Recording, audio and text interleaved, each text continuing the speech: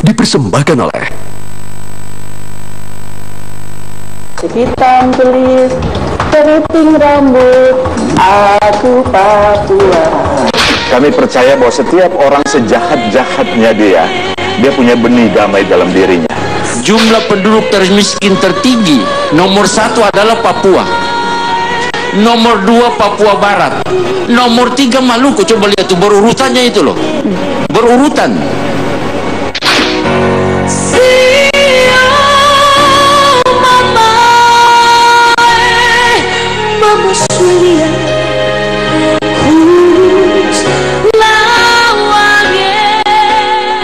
Selamat malam, selamat datang di Mata Najwa. Saya Najwa Shihab, tuan rumah Mata Najwa.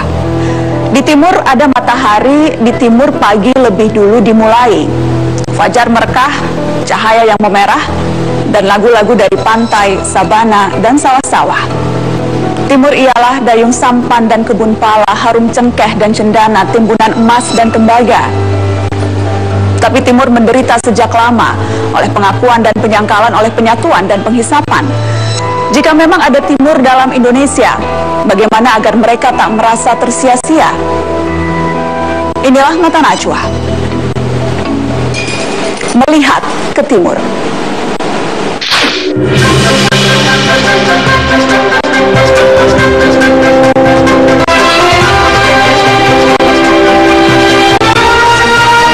Dan ketertinggalan. Namun di balik itu tersimpan generasi-generasi berharga. Sudah hadir di Mata Najwa perempuan pertama bergelar profesor dari Bumi Cendrawasih yang kini duduk di pemerintahan. Menteri pertama perempuan dari Papua, Yohana Susana Yembise. Selamat malam Bu Yohana. Terima kasih sudah hadir. Hadir juga Yohanes Surya yang tak pernah letih berburu anak Papua untuk dididik menjadi juara dunia. Selamat malam Pak Yohanes. Dan ada dua mutiara Papua di studio Mata Najwa malam hari ini. Ada Ayu Prima Milenia Rogi dan Alfionita Kogoya. Selamat malam Mita, selamat malam Ayu. Bicara soal Papua, saya mau ke Ibu Yohana dulu. Menteri pertama, perempuan pertama dari Papua, guru besar perempuan pertama dari Papua. Saya ingin tahu arti Papua, tanah kelahiran untuk seorang Yohana Yembise. Apa itu? Bisa gambarkan ke kami. Papua itu adalah satu tanah bagaikan raksasa yang sedang tidur dan tinggal tunggu dibangunkan saja. Yang membangunkan itu adalah generasi-generasi kita Papua ke depan. Dan di atas tanah itu orang-orangnya atau masyarakatnya adalah berambut keriting dan hitam kulit. Jadi ada lagu seperti hitam kulit, keriting rambut, aku Papua. Hitam kulit, keriting rambut, aku Papua.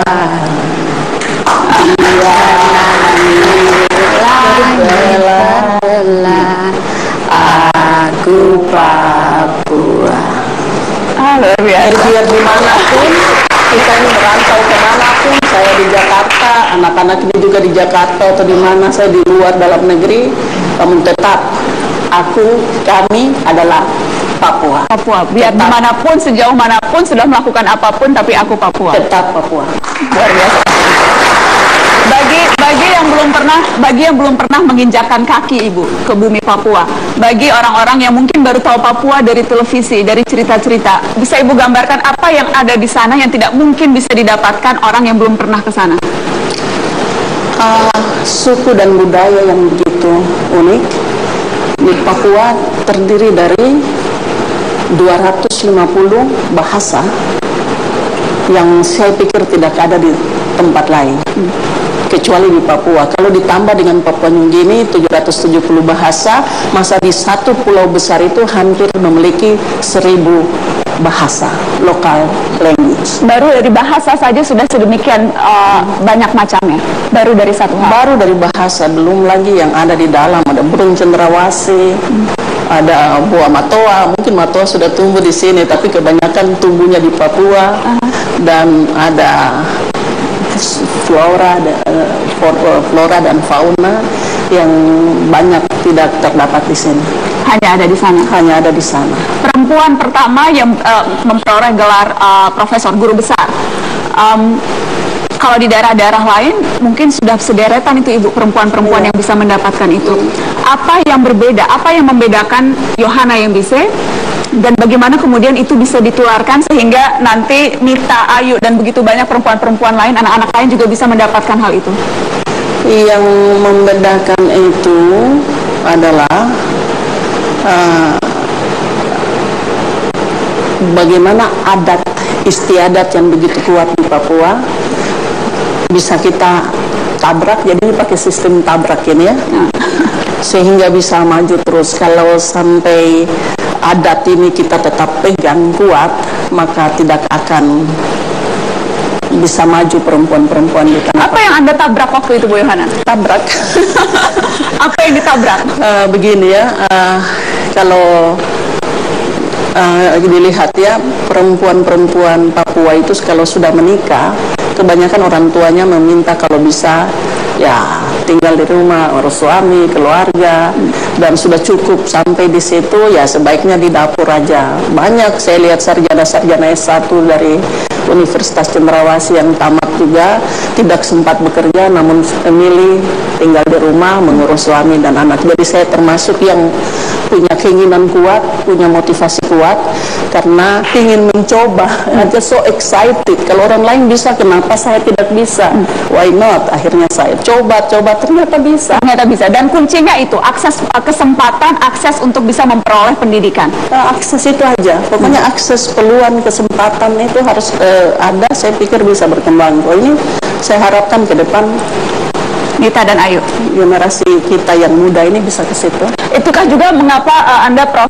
Yohanes, melakukan itu? Tapi kenapa Papua? Kenapa Anda fokus sejak awal tahun 2000-2002 Anda sudah ke Papua, datang untuk mencari mutiara-mutiara yang belum terpoles? Kenapa Papua? Karena itu daerah yang sama sekali tidak tersentuh gitu. Jadi dan juga daerah yang dianggap paling terbelakang. Nah, ini merupakan satu tantangan bagi saya. Bahwa kalau saya bisa tanganin anak-anak dari daerah yang dianggap paling terbelakang, maka saya pikir kita bisa bantu daerah-daerah lain juga gitu loh.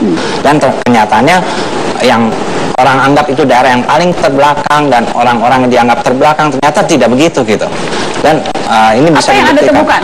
Persepsi orang terbelakang, tidak pintar begitu ya. Dan yang Anda temukan awalnya waktu saya ke Papua memang saya lihat keadaannya memang menyedihkan.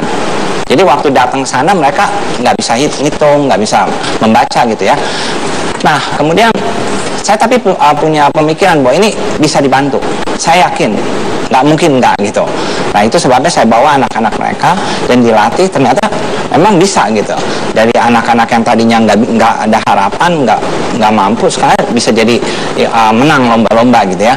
Misalnya di sini ada Ayu ya.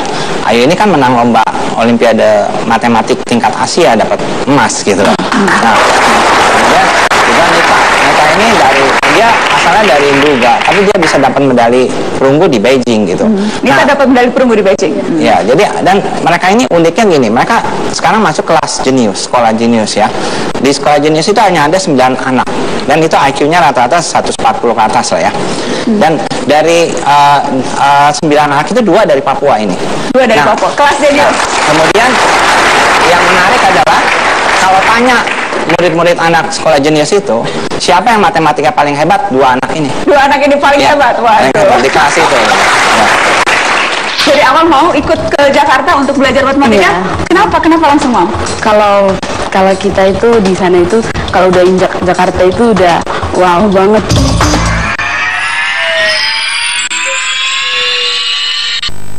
Dipersembahkan